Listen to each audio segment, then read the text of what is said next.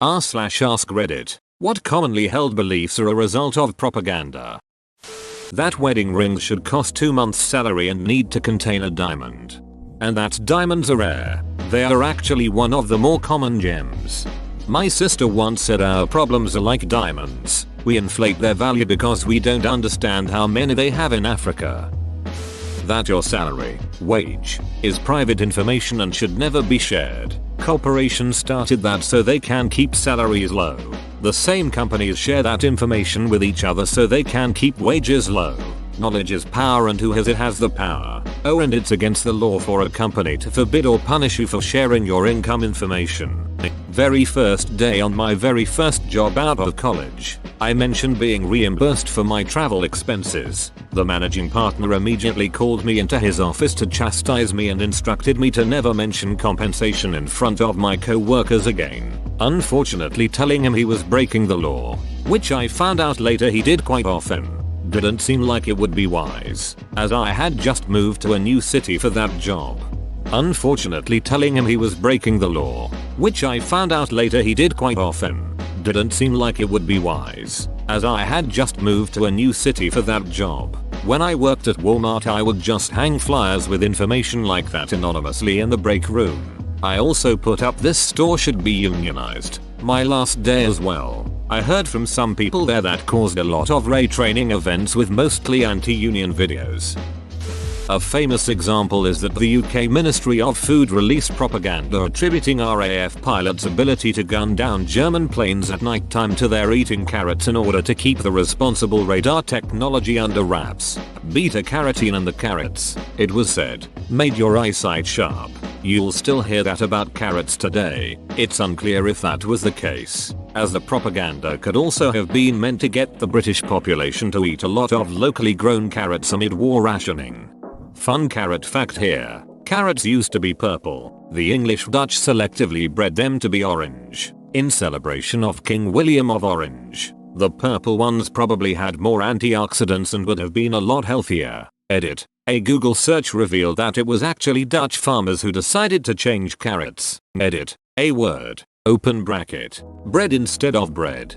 I've had purple carrots. They're really juicy, sweeter than normal carrots and dye everything they touch purple. We boiled them with cabbage and cauliflower and you can guess what that meal looked like. They were called witch noses in the supermarket since it was Halloween, which I thought was pretty cool. 2. Edit. Gonna mention these were either extra juicy carrots or they were cooked when their natural dye started leaking. All for a good laugh, but seriously, I was speaking hyperbole when I said everything they touch. Pretty sure it wasn't anything but carrot, though. That the McDonald's coffee lawsuit was frivolous. Nope. That was a legitimate lawsuit. The woman asked for medical reimbursement and they refused. So she took it to a higher authority. Judge ruled that MCD was in the wrong, and MCD paid out. They then spread propaganda to diminish the lawsuit to make it sound frivolous. Now it's used as a prime example against any lawsuit that seems even remotely frivolous. That all happened in 1994. Though initially awarded $2.8 million, she only got $600,000. She died in 2004, and her granddaughter said that the whole ordeal really screwed up her life. Her quality of life diminished greatly. The money went to pay for a live-in nurse for her last few years. Funny that the case is used as an example of a frivolous lawsuit by the public, and an example of the exact opposite in law school. All you have to do is take one look at the photos of the burns that she suffered that were introduced as evidence to know that it was not a frivolous lawsuit. Edit. Really enjoying being called a retard for not condemning this woman for her own stupidity. You're welcome to disagree with the final settlement, but I stand by the statement that the wound was severe enough to warrant adjudication in court. It's not like she just got her pants wet.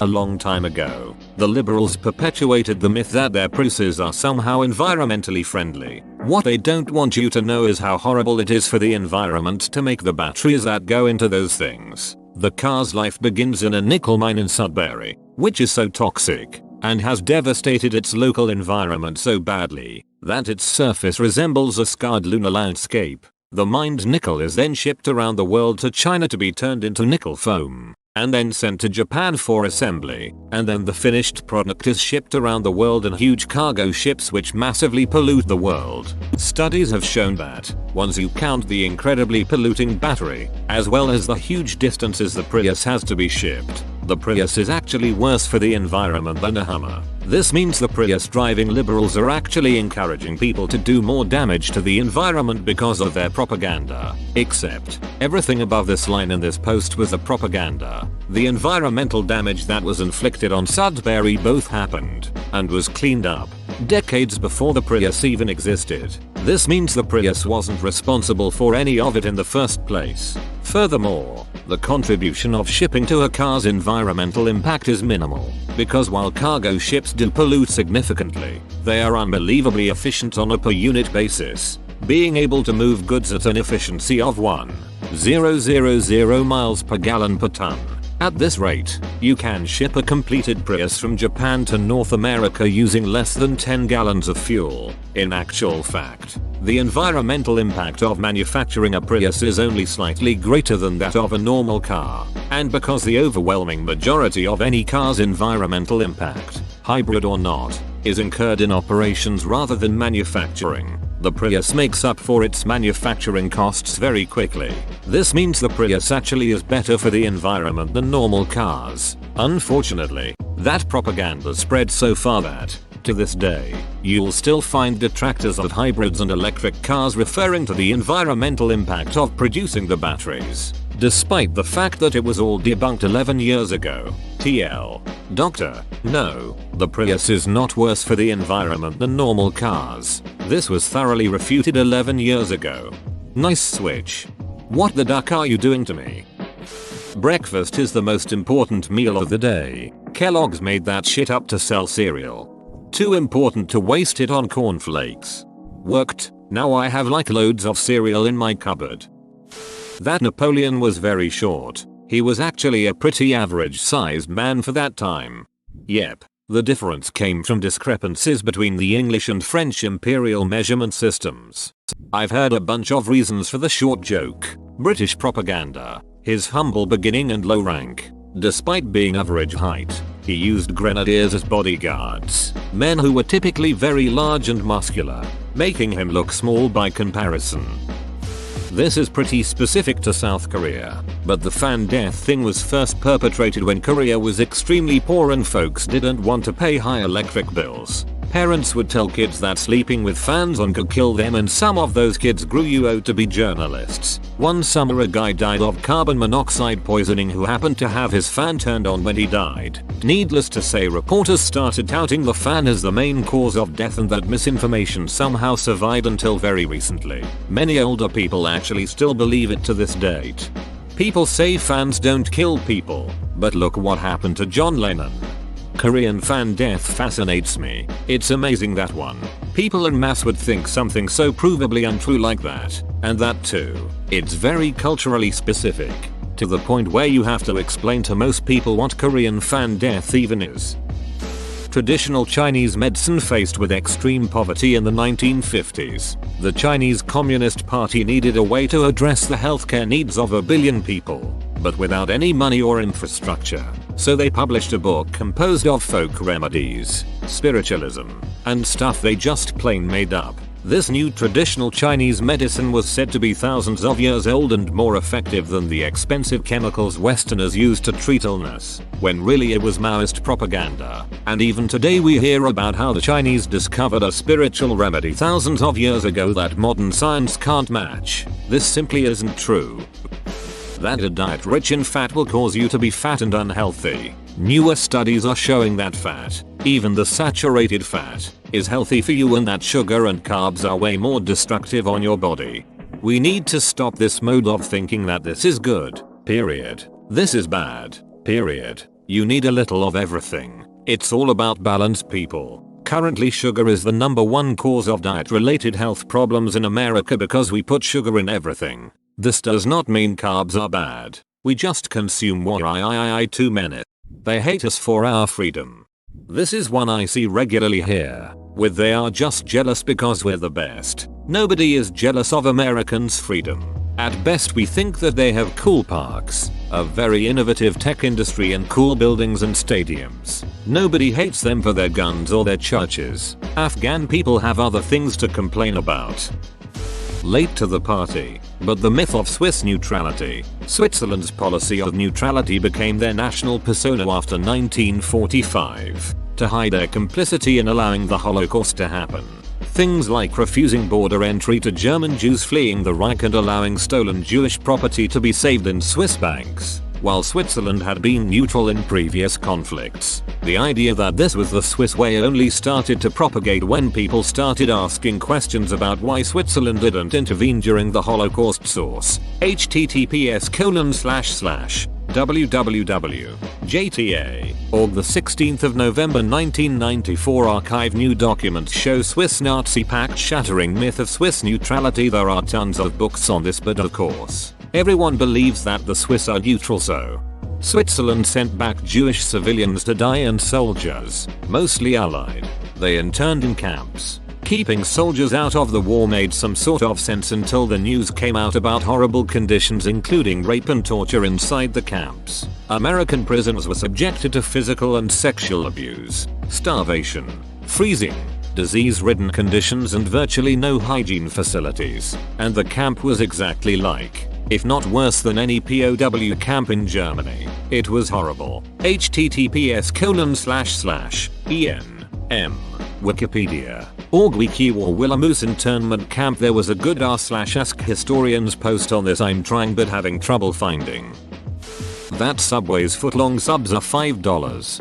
$7. 10 inches just doesn't have the same ring to it. The moon landing was far more important than any other milestone in space in the 1950s and 1960s. First satellite, first man in space, first spacewalk, first orbit of the moon, all Soviet, so they must be far less important, right? Exactly. Those are milestones in the history of humanity, not just a single country's achievements. Discounting breakthroughs made by other countries is just plain ignorant. First orbital maneuver, first orbital rendezvous, first space docking, first astronauts to leave LEO, first orbital winged spacecraft, first reusable spacecraft, first untethered spacewalk, all American. Do you think propaganda played those down as well? Or maybe it's just that the lunar landing was extraordinary even for Spacefield. The entire food pyramid was a propaganda scheme created by the US government to help with rationing. I thought it was to help prop up grain farming in the US. When I was a kid, I always wanted to eat pizza because it had elements from each of the 4 food groups, along with the marginalized Greece food group. Milk isn't that big a deal. The majority of the world can't digest dairy productively. I found this out on my own actually. Switched to almond milk for no other reason than I wanted to try it out. After a month of no milk and having a big ass bowl of cereal with whole milk, I felt like I had a ducking rock in my gut for half the day. Yeah, I'm lactose intolerant. I never understood when kids went bonkers over chocolate milk. It was always weird to me. And then when I was in high school, my dad made me drink protein shakes with milk. I always thought it was the powder I hated, but then I realized it was the milk. That Apple devices just work. I hear it over and over and over again and it's total bullshit. Ask anybody that supported Macs in any capacity. They aren't magic. They have their problems just like any computer. They are expensive and well-made computers, so they have much fewer hardware problems than a shitty $400 Windows laptop, but there is still plenty of software bullshit to go around. As for ease of use, putting a Windows user in front of a Mac will leave them just as lost as putting a Mac user in front of a Windows computer. Same for iOS and Android. It's all just marketing. But putting a Google user in front of any device makes them competent. Apple has the best marketing department in the business. Gigantic flaw in the iPhone 4 that caused it to lose almost all cellular and data signal when held like a phone. They come out and tell people that it's not a problem with the phone, that they're just holding it wrong. And nothing, only a select few companies can get away with shit like that and not have it hurt their bottom line. Marie Antoinette spent money on diamonds and jewels instead of on the people. She refused many expensive things because the country needed the money more. I just find her so sad in general. being shipped off to a foreign country as a young teenager to marry a stranger, being constantly berated by her mother in all their correspondence, and generally being hated by just about everyone in France and ultimately executed must have been a very lonely and sad life. Edit. Yes, I understand she was rich and the Austrian emperor's sister. Still sucks to be a teenager forced into her situation. Also still sucks to be treated horribly in prison and have your children killed. Sheesh. Same. She was insanely young to have any of the responsibilities she ended up having. Her and the king were just too duckin' young. Maybe only Canadian readers will get it, but our peacekeeping myth, Pearson, PM of Canada, was used as a proxy by the UN to get a deal in the Suez. They knew anything from the US or USSR would be quickly vetoed. We all love our peacekeeping myth, yet no one can really point to large success without Suez. Sorry Romeo Dallaire fans. It's another bit of Canada's morally superior propaganda.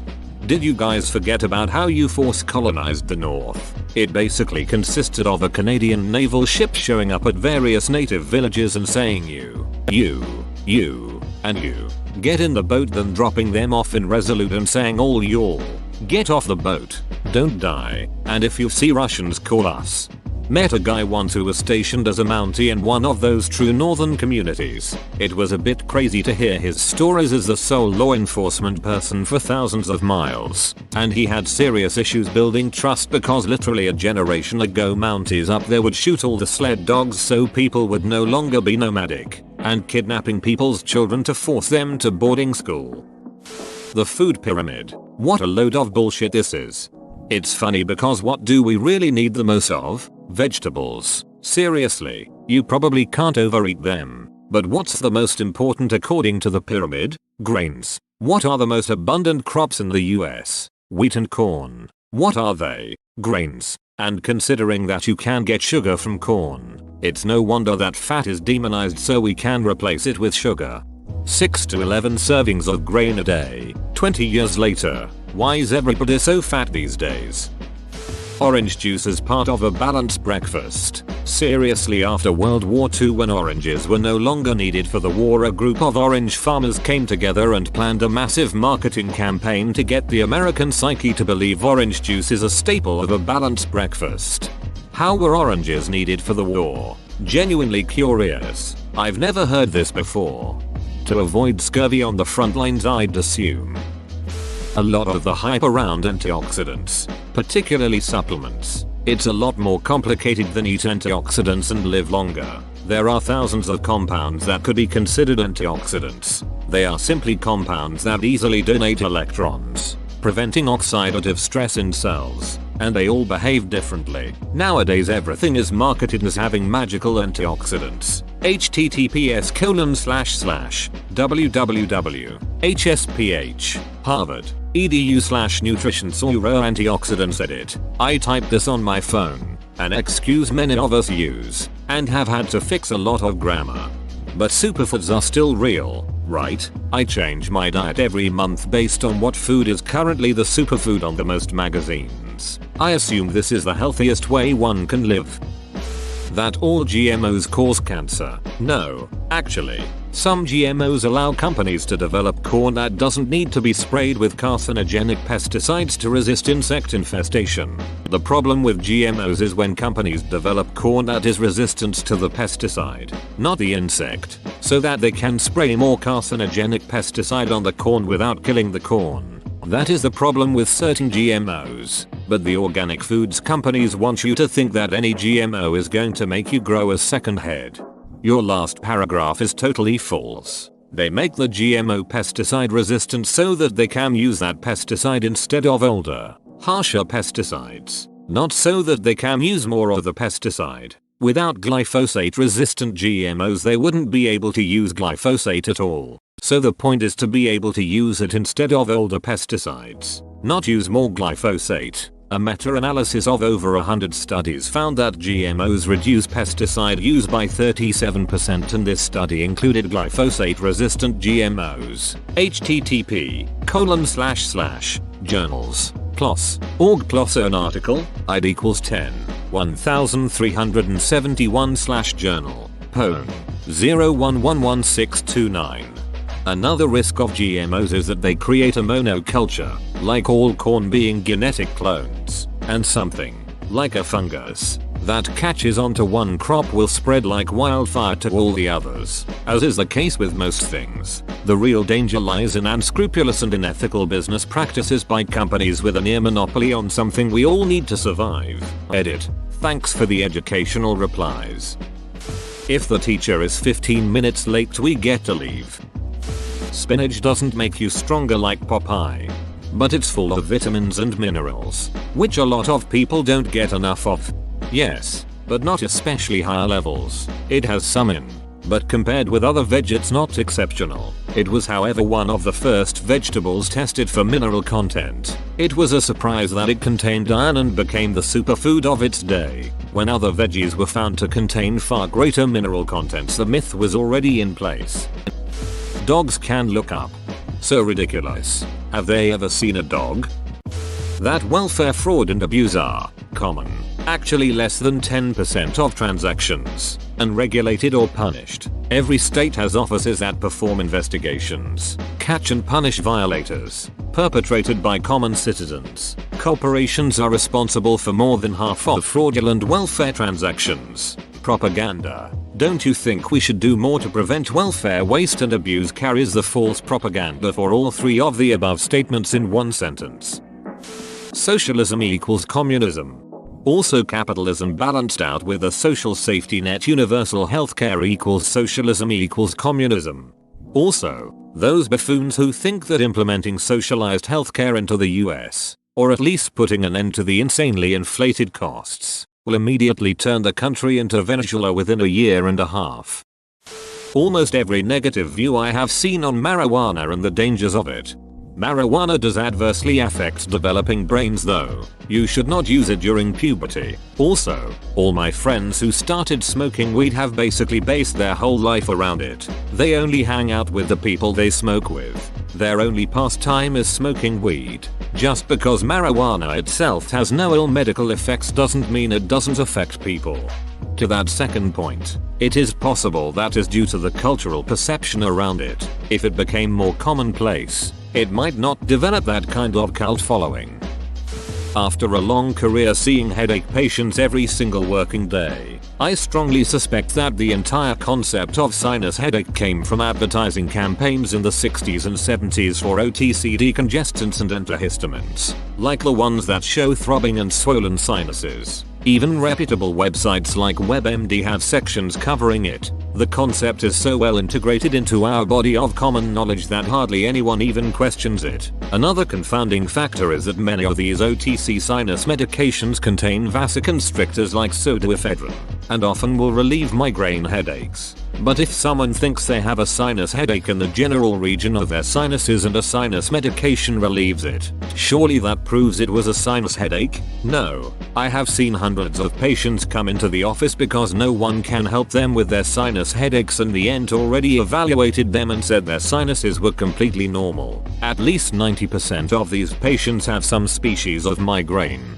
This common misunderstanding among patients and doctors has resulted in tens of thousands of prescriptions for unnecessary antibiotics. The surprising kicker here is the fact that even if the person has a true bacterial sinus infection, there is no good evidence proving the effectiveness of antibiotics. Crazy, right? I have included a couple of links. https://www.webmd.com allergies antibiotics number 1 https://American Migraine Foundation org understanding migraine sinus headaches.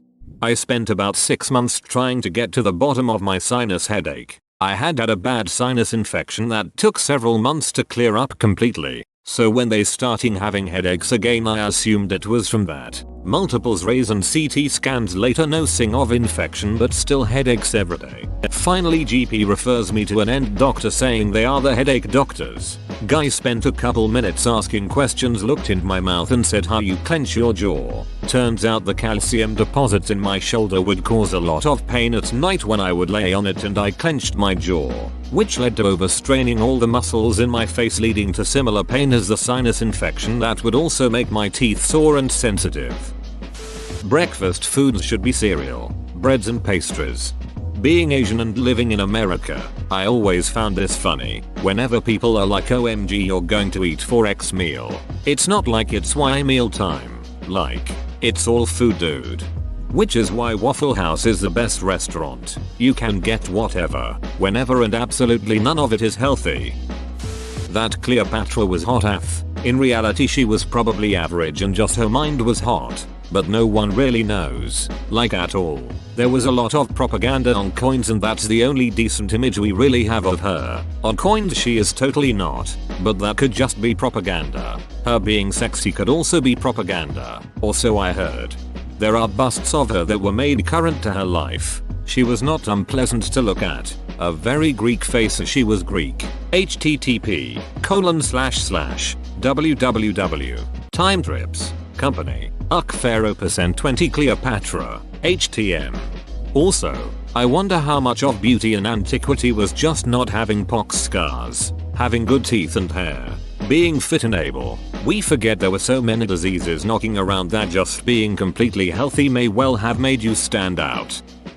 Drugs. I spoke to a former boss about my plans to get into the legal cannabis industry, and his response was judgmental. He clearly looked down upon it, yet I doubt he would have batted an eye if I had said I was going to be an executive for Bacardi. Even though alcohol ruins more lives per year than crack cocaine, none of our drug policies have been written by doctors. Nearly all of our understanding about drugs is from the DARE program and other official disinformation campaigns. Edit to add, when I was in early high school, one year during career day, one student's mother came in. She was a famous transplant surgeon, and very interesting even to 14-year-olds. Inevitably, toward the end some chucklehead in the back called out a question about drugs. All the students laughed, but not the doctor. She wrinkled her nose and said, "Just about all that stuff will go right through you.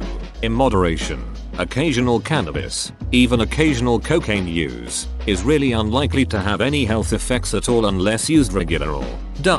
And the teacher cut her off and nearly pushed her out of the room physically. I started to question the things I thought I knew drugs since then, but most people never revise their views. Whoa, you made it to the end? You're a ducking beast. I'll cut you a deal. Smash like and subscribe for more curated content, bruh. It's free and that's a great price.